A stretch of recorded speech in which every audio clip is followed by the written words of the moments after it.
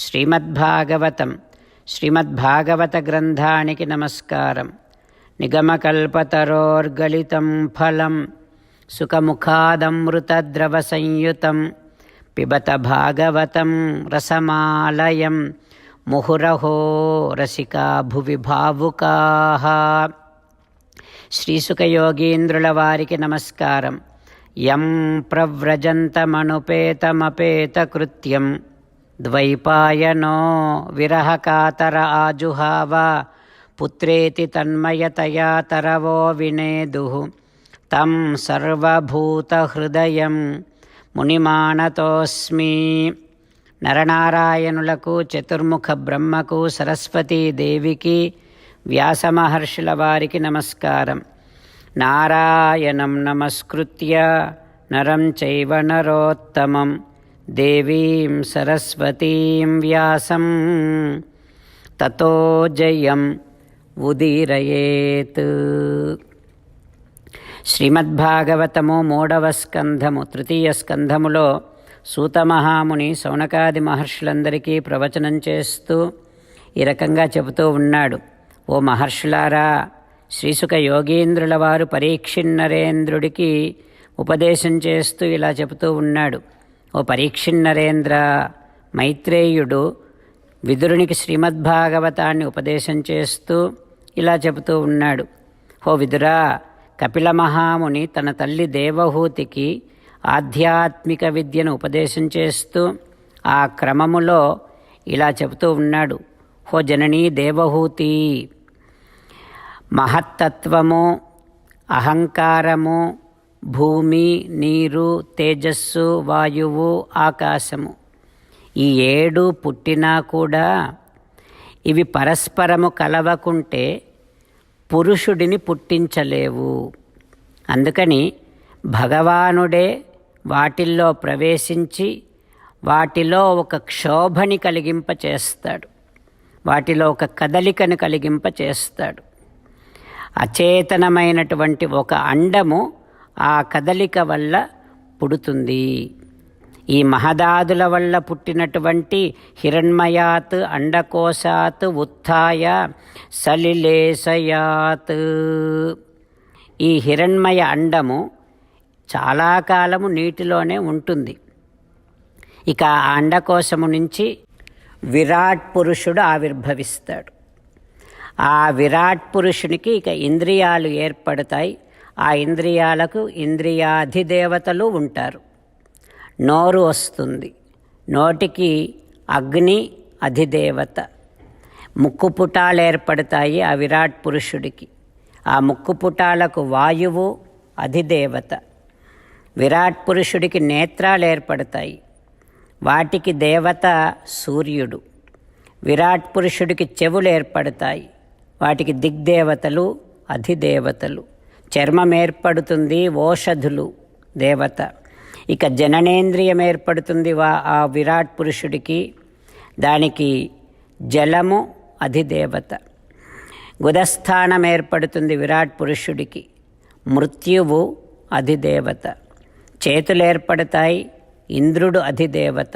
కాళ్ళు ఏర్పడతాయి, ఉపేంద్రుడు అధిదేవత. నాడులు ఏర్పడతాయి, నదులు అధిదేవతలు. కడుపు ఏర్పడుతుంది, సముద్రము అధిదేవత. ఇక మనస్సు ఏర్పడుతుంది, చంద్రుడు అధిదేవత. బుద్ధి ఏర్పడుతుంది, బ్రహ్మ అధిదేవత. అహంకారం ఏర్పడుతుంది, శివుడు అధిదేవత. చిత్తం ఏర్పడుతుంది, క్షేత్రజ్ఞుడు అధిదేవత.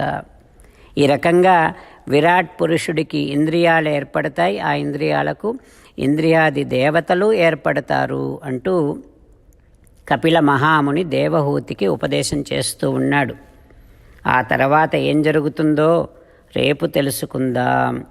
ఓం శ్రీకృష్ణ పరబ్రహ్మణే నమః. ఓం అస్మద్గురుభ్యో నమః. అంతేకాకుండా మనం ప్రతిరోజు శ్రీమన్నారాయణుడికి ఒక 8 పనులు చేస్తాం అని మాట ఇద్దాం. ఎందుకంటే శ్రీకృష్ణ భగవానుడు 18వ అధ్యాయములో 65 నుండి 70వ శ్లోకాల ద్వారా శ్రీమద్భగవద్గీత అంతటికీ సారభూతముగా మనకు 8 పనులు చేయమని చెప్పాడు. అలా చేస్తే చాలు, నేను మిమ్మల్ని అన్ని విధాలుగా రక్షిస్తా అని ప్రమాణపూర్వకముగా ప్రతిజ్ఞ కూడా చేశాడు. అందుకని శ్రీమద్భగవద్గీతను అంతటినీ విన్న తర్వాత అర్జునుడు కూడా చివరకు కరిష్యే వచనం తవ, కృష్ణ నువ్వు చెప్పినట్టే చేస్తా అని అన్నాడు. కనుకనే భగవానుడు అర్జునుడికి అన్ని విధాల విజయాన్ని అందించాడు. మనం కూడా ప్రతిరోజు శ్రీమన్నారాయణుడికి ఆ రకంగానే మాట ఇద్దాం.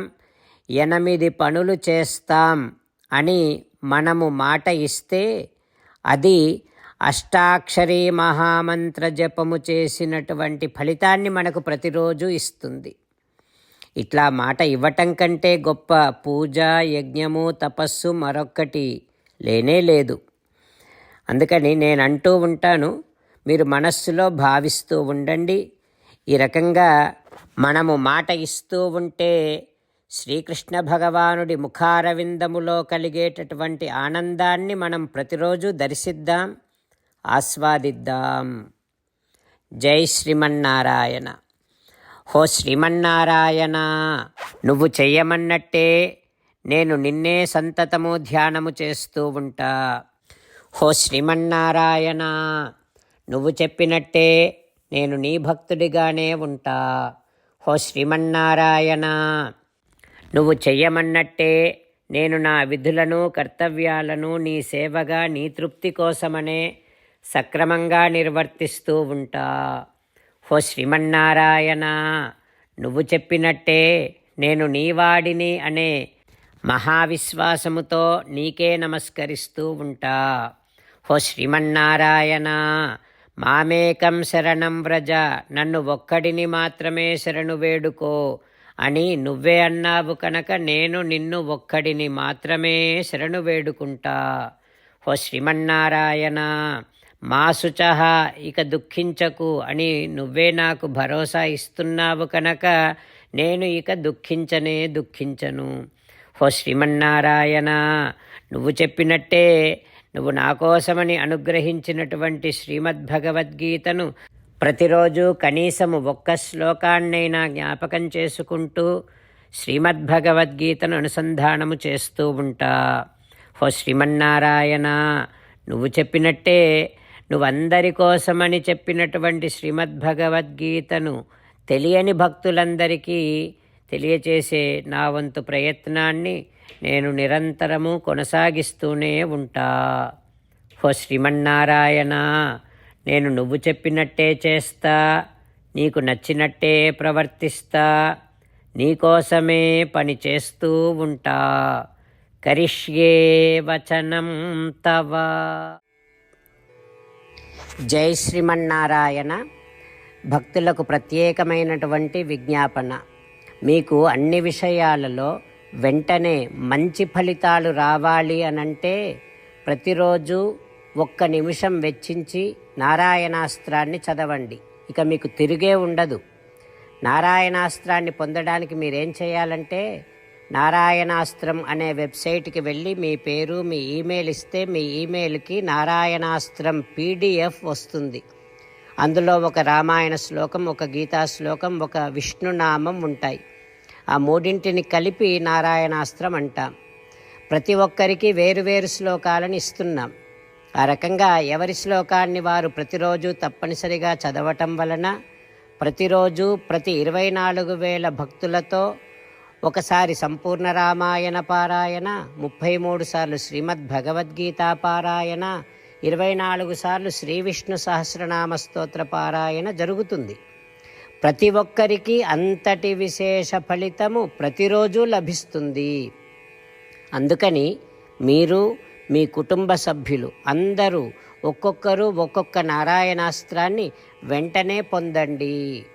జై శ్రీమన్నారాయణ.